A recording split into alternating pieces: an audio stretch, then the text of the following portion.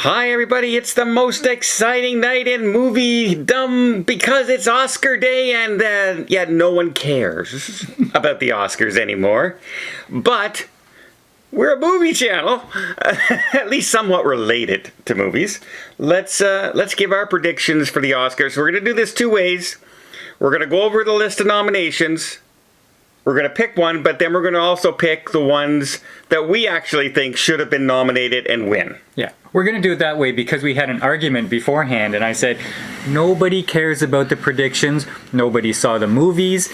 Do you remember the Best Picture from last Oscars? No. No, all I know is it was a Will Smith one, and the only thing people talk about is the slap. Did he win? Well, he won, but I don't know if it was before or after the slap. It was after the slap, by the way. The slap heard round, like hundreds of people on TV saw it, I'm sure. Now let's just sum up the year of 2022 first of all. Okay. It sucked for movies. It really did. Well, like you made the point upstairs about Disney. Yes. Yes, this is, I mean, Disney had two big movies go out, one with Pixar, they had Lightyear go out, and they had Strange Worlds go out, their animated feature, both of them not nominated. It's the first time I can ever remember in the last 10 years that happening. Yeah. They even put out a Pinocchio movie, and that one isn't the Pinocchio nominated on our list. That's right. So, all right, let's go in. Do you want to start off with the smaller categories first and work our way up to the movies? You be the lead here. Okay.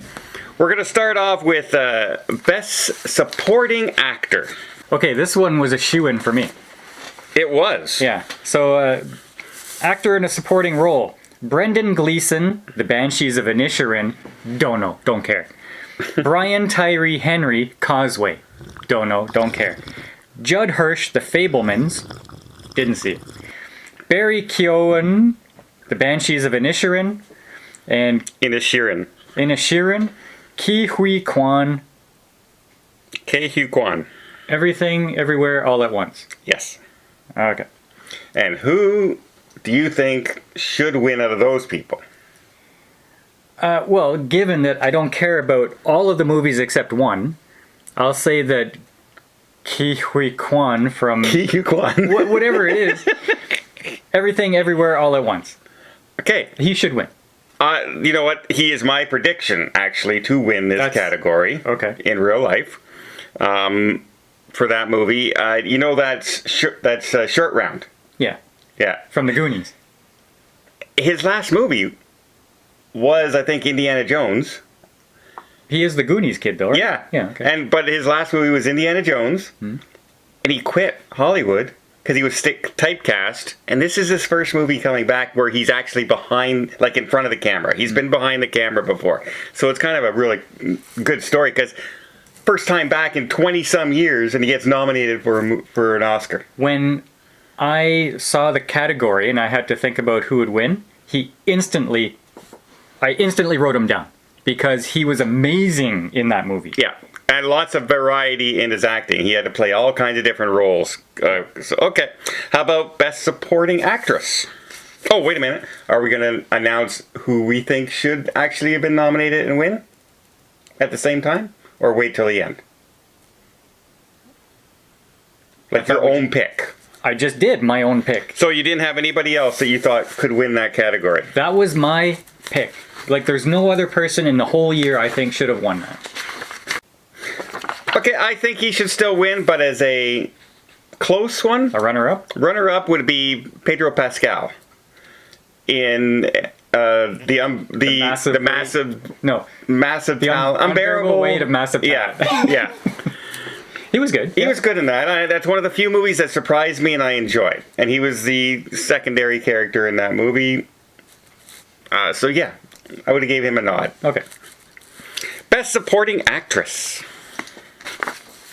Okay. The predictions are Angela Bassett from Wakanda Forever, Hong Chow, The Whale, Henry Condon, The Banshees of Inisherin, Inisherin. Jamie Lee Curtis, Everything, Everywhere, All at Once, and Stephanie Sue, the same movie. Everything Everywhere All at Once. Out of those, who do you think is going to win?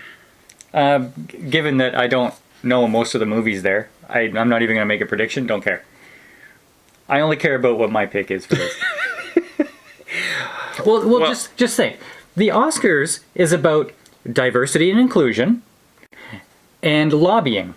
It doesn't matter what they pick because nobody sees the movies. Well, Black Panther is one of the bigger movies of the year. It's very, very unusual for there to be a mainstream movie. But it's there.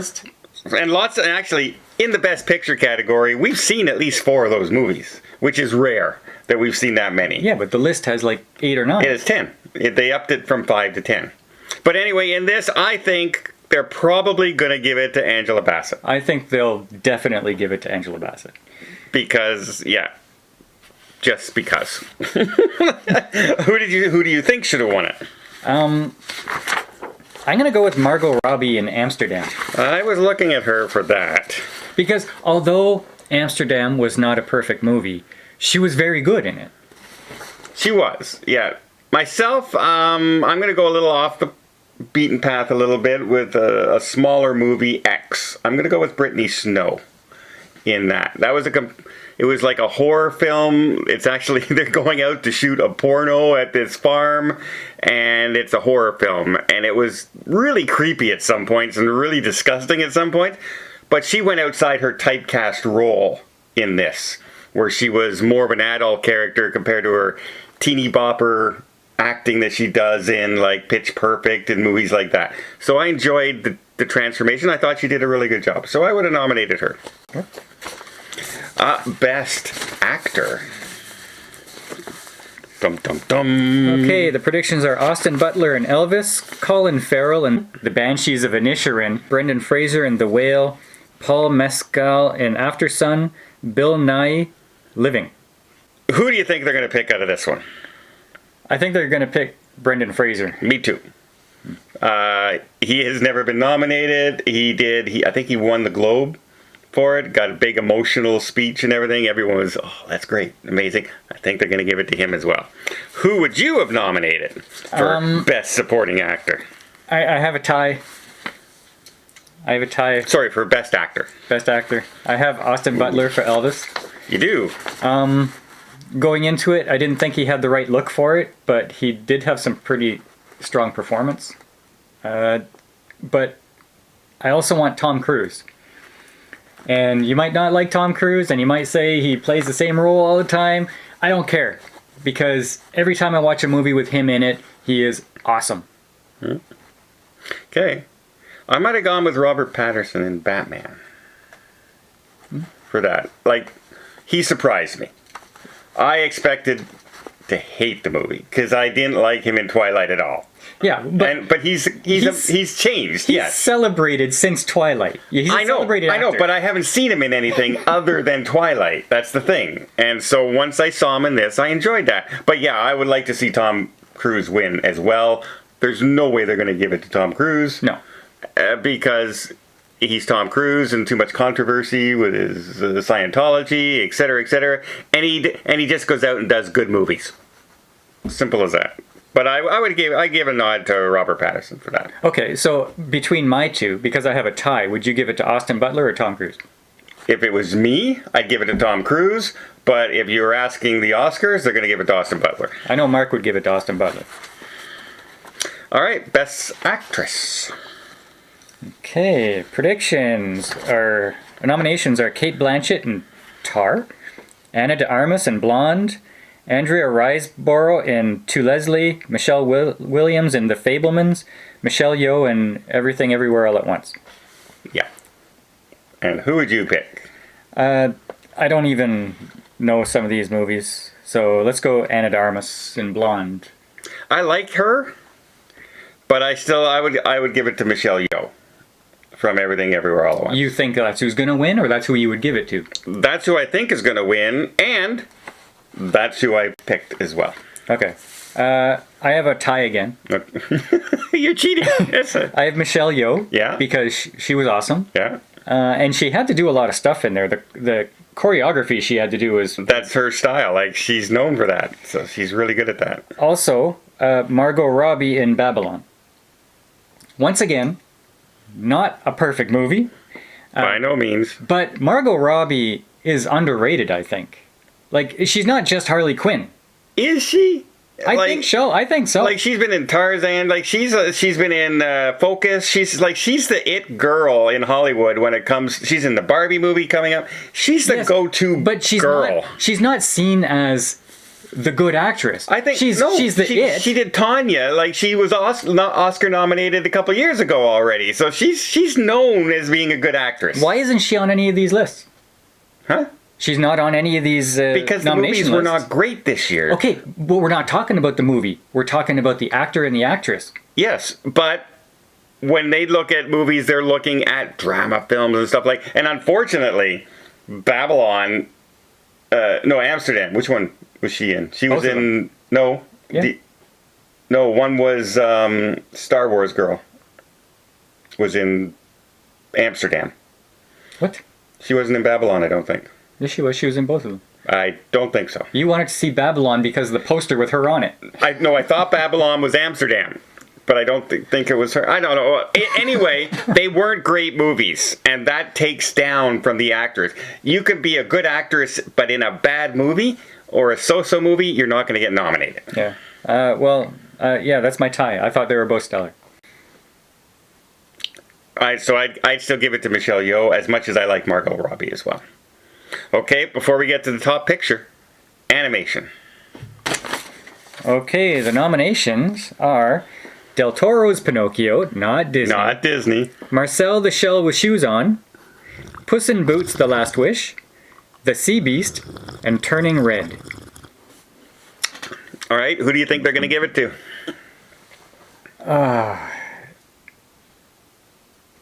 I have a feeling, I didn't see it, but I have a feeling Pinocchio. I hope they give it to Pinocchio and don't give it to Turning Red. Although Turning Red was a good movie, but it went straight to Disney Plus. But I just like to see, hey, Disney, do better. So don't give it to them. Give it to Pinocchio. Well, I don't It'd be kind of a slap in the face to Disney. Turning Red should be on this nomination list. Like, Well, I saw the movie. well, if it you- was not an Oscar movie. Yeah, but if you look back at 2022's animated films, there's like 8. They had to choose 5. So they got kind of scraping the bare. I mean, yeah, no. Puss in Boots got nominated. And is it Oscar quality movie? I don't think so. But so who would you pick? I would pick The Sea Beast. I thought that was a great animation. With a close runner-up, The Nice Guys, with the Big Bad Wolf. Not Isn't that Bad Guys? We're bad guys. Bad guys. I think. Bad Guys? Yeah. They want to be nice guys. Yeah. Okay. That is not what you'd call like a perfect Oscar movie, but it was just so fun. Yep. That's the one I picked. Bad Guys. Bad Guys? Okay. Bad Guys for There you go. animation. That's the one I would have picked. And it's not even nominated. No. But a walking shell has been nominated. Okay. The big one, everybody. The big one. 10 people to choose from. 10 movies. Best Picture of the Year 2022 is... Hey, nominations: All Quiet on the Western Front, Avatar: The Way of Water, The Banshees of Inisherin, Elvis, Hey! Everything Everywhere All at Once, The Fabelmans, Tar, Top Gun Maverick, Triangle of Sadness, Women Talking. Yes. These are the Best Picture nominations. Yes, they are. And you know what? We've seen Avatar, Elvis, Everything Everywhere All at Once, and Top Gun. I want to see All's Quiet on the Western Front. Haven't watched it yet, but it's on my to-watch list in the near future.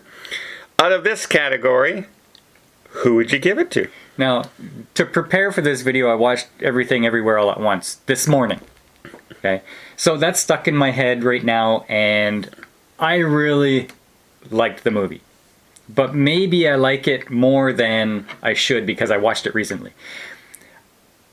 I want to give James Cameron some redemption. He was snubbed when the original Avatar came out in favor of The Hurt Locker. Yeah. So I'm going to give it to Avatar.